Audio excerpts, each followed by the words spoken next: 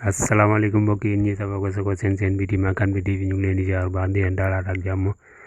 di la wax ne comme tamit bu fekkee ne ngay seen bi ñu ngi lay wax nga abonné ak activé cloche de notification bi ndax lépp lu ñu nga bokk si ñu koy njëkk jot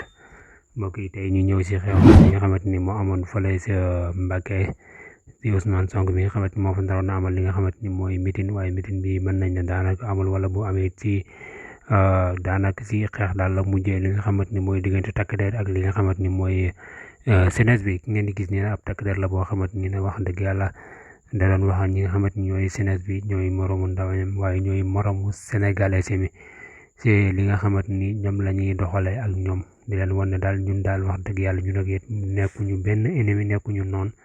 waaye it li nga xamante ni mooy suñu liggéey la ñuy def waaye suñu liggéey tamit nekkul pour di leen toroxal ak